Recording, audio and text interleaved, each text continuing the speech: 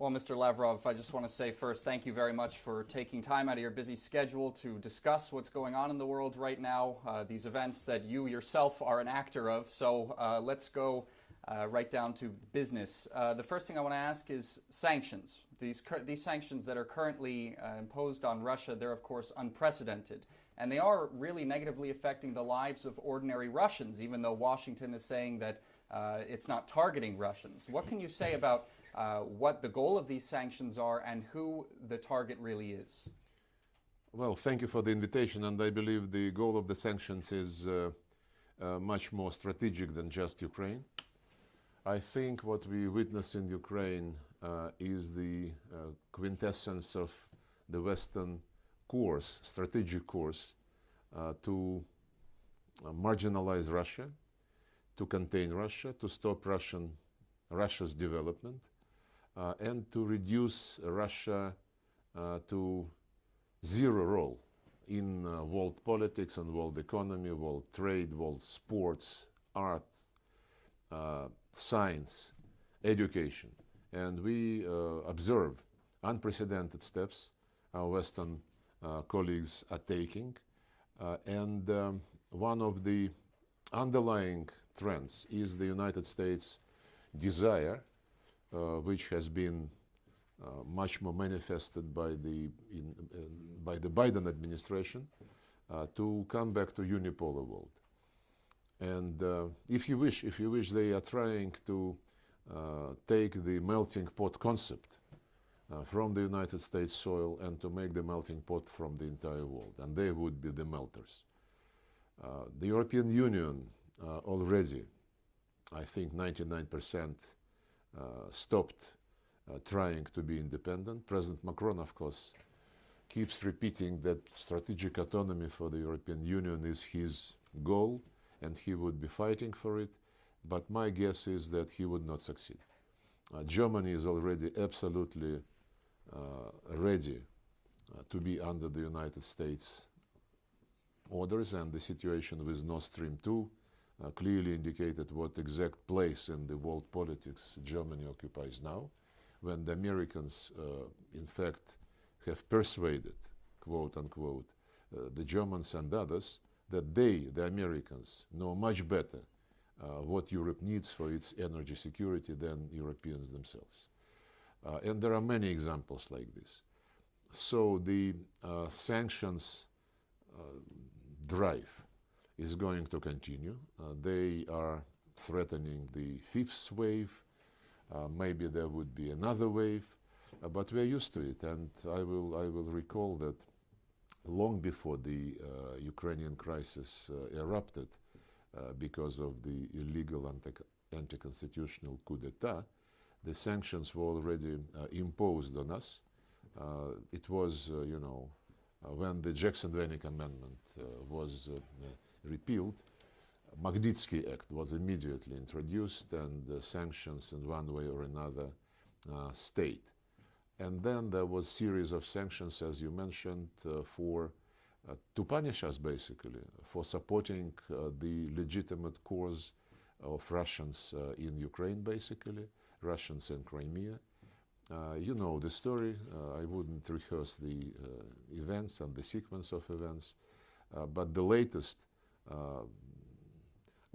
sanctions wave was really unprecedented, and as President Putin recalled, we are now champions of the number of sanctions introduced against the Russian Federation, more than 5,000 individual acts, almost twice as many as was introduced against Iran and North Korea. But sanctions always made us stronger.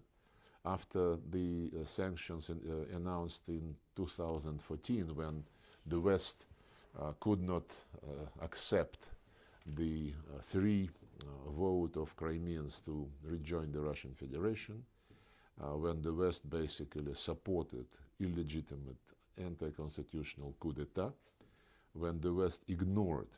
You know what was very interesting for me when I talked about those events to my Western colleagues?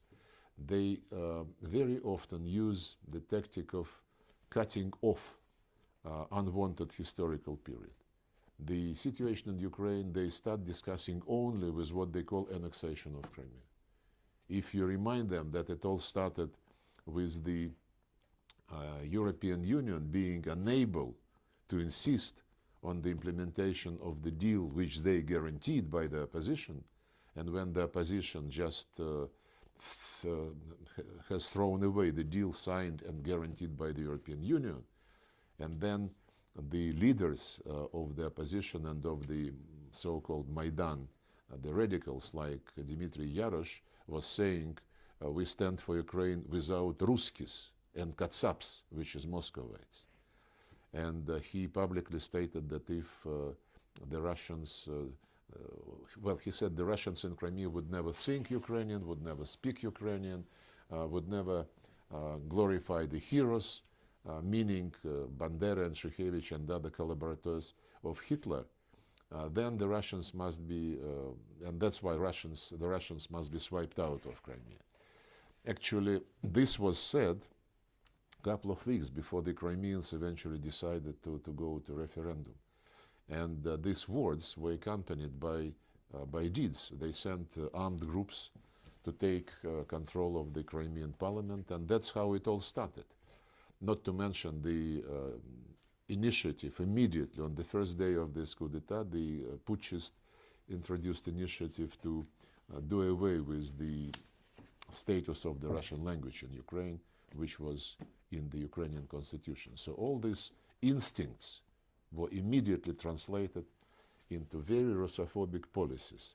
And by the way, the idea that Russians should get out of Ukraine is still very much on the mind of politicians in this country. Oleg Tyagnybok, the leader of the ultra-radical party Svoboda, Freedom, repeatedly says that we must have derussification, as he says, as he calls it, and derussification means that ethnic Russians must not have their own language, history, and identity in Ukraine, and so many similar things. But what is more important for us to understand the current state of play is statements by Zelensky himself. So I said that the ultra-radical called for Russians to be wiped out of Crimea, and President Zelensky in September last year said, if you believe you're a Russian, if you believe you want to be a Russian, and if you want to be friendly with Russia, go to Russia. He said this just a few months ago. So coming back to sanctions, sanctions we will survive. The measures which the president and the government are developing, elaborating, and they're being announced, this is only the beginning of our economy to get adjusted to the new situation.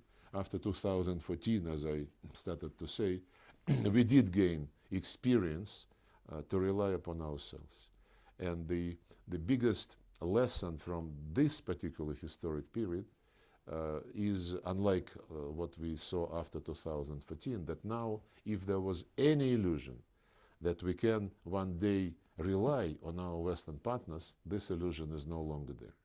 We will have to rely only on ourselves and on our allies who would stay with us. This is the main conclusion for Russia in the context of geopolitics. Mm-hmm. I think it's safe to say that Russian culture specifically has become accustomed to being part of, you might say, a global village of countries that share deep economic ties and enjoy traveling between each other. How do you think these sanctions are going to influence the everyday life of Russians in the long term in relation to that? Well, as I said, the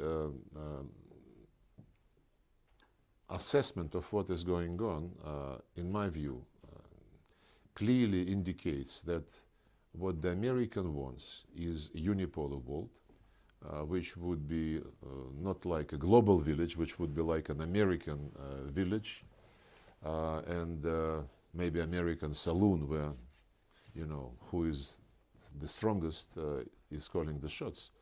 And I said they are succeeding to mobilize behind themselves and on the basis of their own interests the entire Western world, which is indicative of how independent NATO members and European Union members are, and which is indicative what place the European Union, as I said, would have in the future configuration of the world situation and world system. There are players who would never accept the global village under the American sheriff, and China, India, Brazil, Argentina, Mexico. I am sure these countries do not want to be just in a position when Uncle Sam orders them something and they say, yes, sir. And of course, Russia is not in the category of countries who would be ready to do so. Actually, when the Americans and Western Europeans and others say that Russia was defeated in the General Assembly because vast majority of countries voted against the Russian action in Ukraine, it's misleading. Because if you take the population represented by the countries who were not voting against Russia, and especially if you take the number of countries who introduced sanctions against Russia, majority of those who voted against us did so under huge pressure, under blackmail, including, I know this for sure, including the threats to individual delegates regarding the assets in the United States, bank accounts, children studying in universities, and so on and so forth. It's absolutely unprecedented blackmail and pressure without any scruples. So majority of those countries who voted with the West, they did not and they would not introduce sanctions against Russia.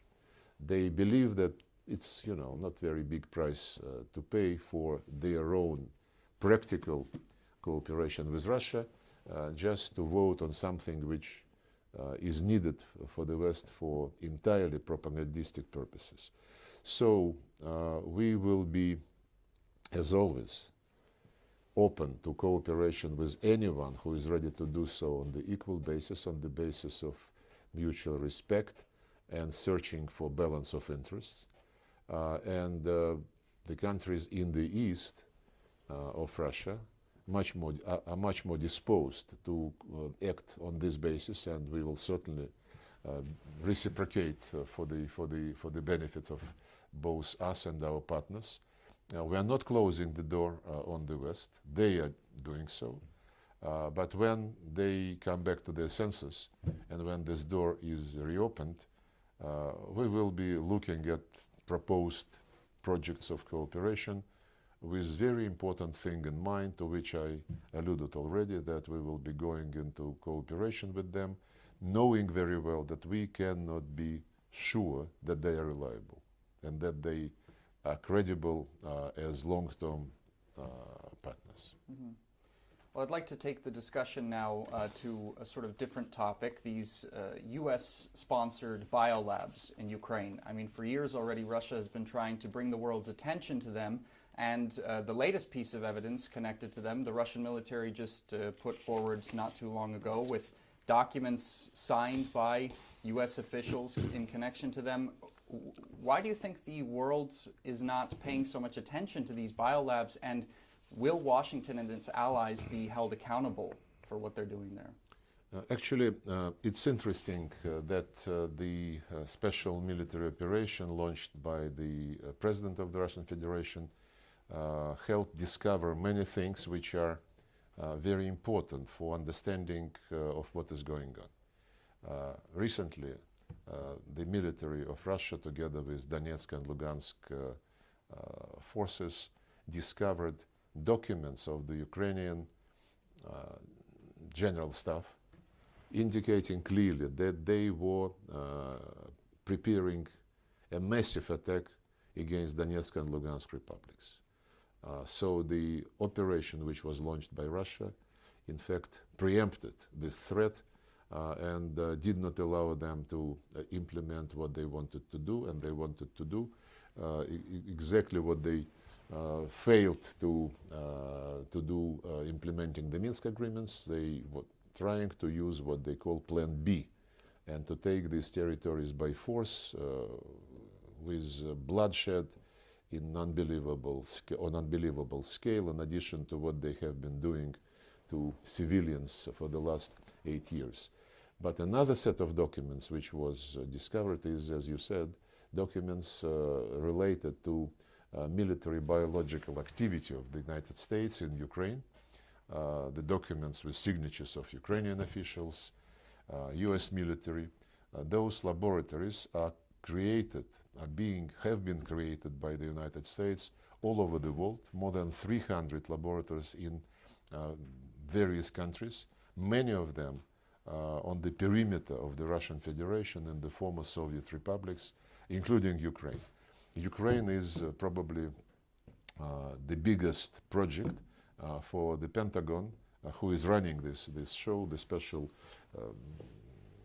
Defense Threat Reduction Agency of the Pentagon is in charge of this biological activity, and they're developing very dangerous pathogens, including plague, including brucellosis,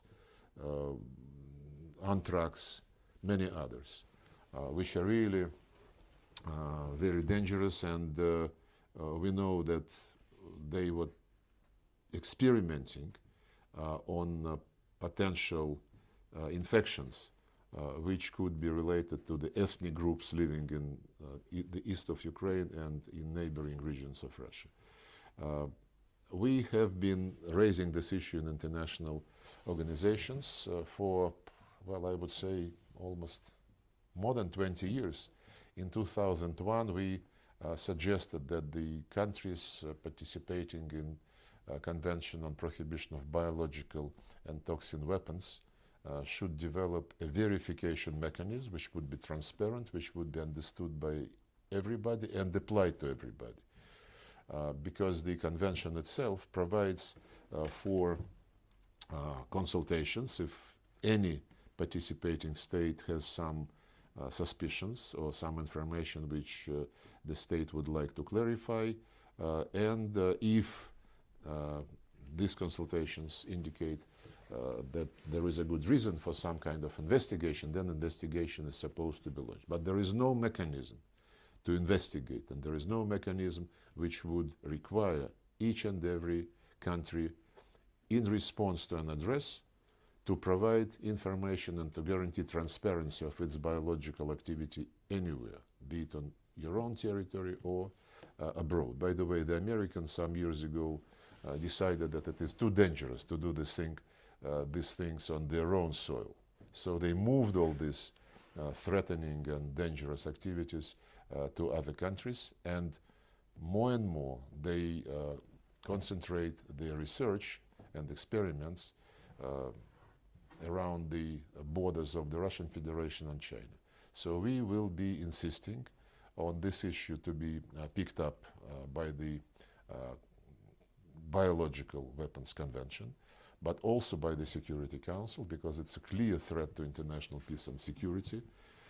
And the meeting of the Security Council initiated by the Russian Federation is taking place on the 18th of March itself.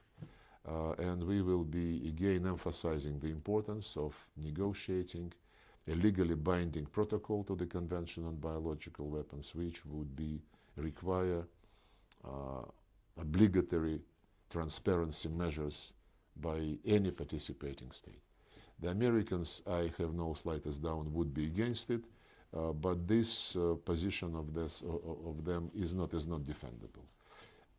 I am convinced that more and more countries understand how dangerous these plans are, and we will continue to fight them.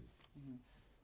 Well, staying on the topic of Washington's role in all of this, I mean, there's been a lot of talk specifically from Zelensky calling for weapons to come to his country from the West. He's talked about a demand for establishing a no-fly zone over Ukraine, and this is something that Joe Biden just recently again said is not going to happen, because that would lead, no doubt, to outright war between Russia and NATO and the United States. Why do you think Ukraine is so desperately trying to make some sort of scenario like that happen? Well, I think Ukraine understands that Joe Biden, whatever you think of some of his statements, is a very experienced politician, and he understands that it is absolutely inadmissible to establish something like a no-fly zone, to provide planes to Ukraine, and to do other things which will bring the risk of direct confrontation between NATO and Russia just, immediately. But Zelensky also understands that there are much less responsible politicians in the United States who are being agitated by Ukrainian lobby and just driven by Russophobic feelings, and many of them are in Congress. And as you know, they adopt every now and then resolutions condemning Russia, threatening Russia, and I believe he is counting on them pushing the president in the direction of a more confrontational approach. Well, we clearly said that any cargo moving into Ukrainian territory, which we would believe is carrying weapons, would be a fair game. I mean, this is clear, because we are implementing the operation, the goal of which is to remove any threat to the Russian Federation coming from the Ukrainian soil. And this was part of our proposal in December last year, when we suggested that we negotiate with NATO security guarantees, the way which would be codifying the old agreement reached at the highest level, that no country should increase its security at the expense of the security of others. So they know what it is all about. Number two, they also speak about missile defense. And for obvious reasons, for pragmatic reasons, they think of asking NATO members who possess Soviet air defense systems to share this with them. I would like to remind the countries who might be playing with this idea that the Soviet and Russia made systems of missile defense or of any other purpose are there on the basis of intergovernmental agreements and contracts, which includes end-user certificate. And the end-user certificate does not allow them to send these weapons to any third country without our consent.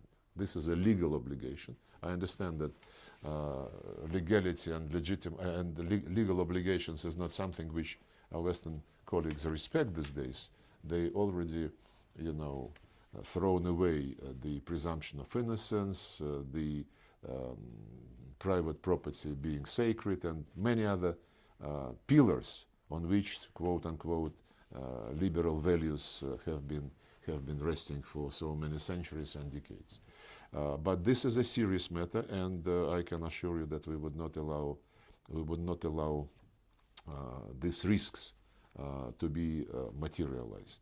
The purpose of operation is to protect the civilians, which have been bombed and shelled and murdered for the 8 years, and demilitarize Ukraine so that, as I said, it does not possess any threat to the Russian territory, and to find security guarantees which would be based on this equal, indivisible security principle for Ukraine, for Russia, for all European countries. We have been proposing this for many years.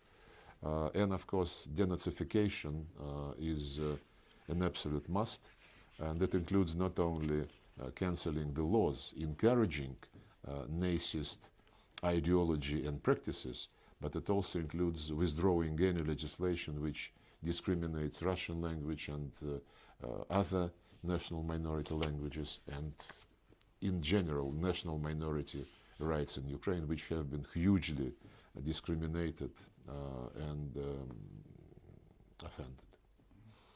Well, we've talked a lot about the kinetic war, but I wanted to ask another question about the information war, actually. A few days ago, the White House had a briefing with several popular TikTokers in the United States, and they were basically, briefed on a new anti-Russian narrative that Washington wants to put forward. What do you think about such an sort of underhanded propaganda technique when it's usually Russia that they're accusing of misinformation and underhanded tactics? Well, we are very, very small player in international information war. The information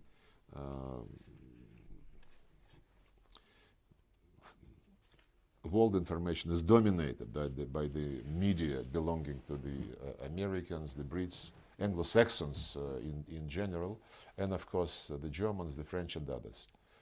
It's another matter what is the quality of those information outlets.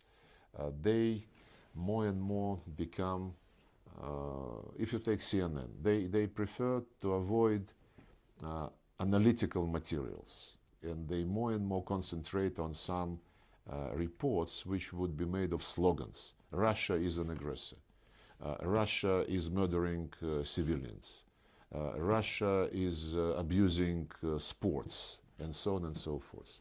When they concentrate on TikTok and other resources like this and other platforms, and when they target kids, because TikTok is about young boys and girls, I believe this is an attempt to brainwash them for the rest of their life, and this is indecent and not fair. If you want information competition, if you want competition among media outlets, then there must be some rules. And I would remind you and your viewers that in 1990, when the Soviet Union was living under this new thinking concept and human values, common values for the mankind, the Western colleagues in Organization of Security and Cooperation in Europe, they were pushing very actively and finding support on the Soviet side the series of documents in OSCE on freedom of speech, on access to information, and such documents were endorsed by consensus in Organization for Security and Cooperation in Europe.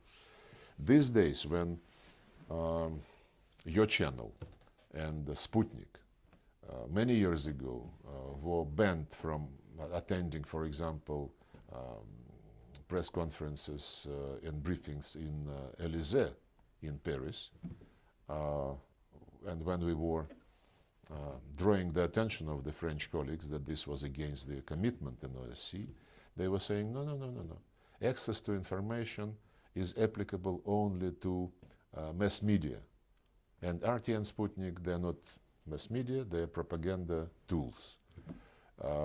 Another example of abusing the commitments and obligations, when a couple of years ago in London there was a conference on freedom of media in the modern world, we were not even invited. And no Russian media was invited. So we know the manners and the tricks which are being used by the Western countries to manipulate media. We understood long ago that there is no such thing as an independent Western media. If you take the United States, only Fox News is trying to present some alternative point of view. But when you watch other channels, and when you read social networks and internet platforms, when acting president was blocked, as you know, and this censorship continues in very big way, and the substitution of notions, whenever something is happening by the way of mass protests, mass demonstrations, which they don't like, they immediately call it domestic terrorism. So It's a war, and it's a war which involves the methods of information terrorism. There is no doubt about this. The very interesting example was yesterday when Bild newspaper in Germany published a piece saying that myself, on the evening of Wednesday, left Moscow by plane to go to China, but in the area of Novosibirsk, the plane turned back because either Putin told me to come back or the Chinese said, we don't want to talk to you. It was published by, yes, it's a tabloid, but it is millions of copies. And it's a shame that we have these habits being introduced into the information world by our friends, and it is not by incident that Putin said about the existence of the empire of lies. Mm-hmm. Well, just one more question for you, Mr. Lavrov. Of course, this conflict in Ukraine is not going to go on forever. When it does come to an end, what do you foresee as the main challenges in future Russia-Ukraine relations? Well, we never had any issue with the Ukrainian people. I have many Ukrainian friends. The two peoples are very close culturally. Practically all of them speak, and those who don't, they understand the Russian language, culture, common history, way of life, attitude to life, traditions of families and communities.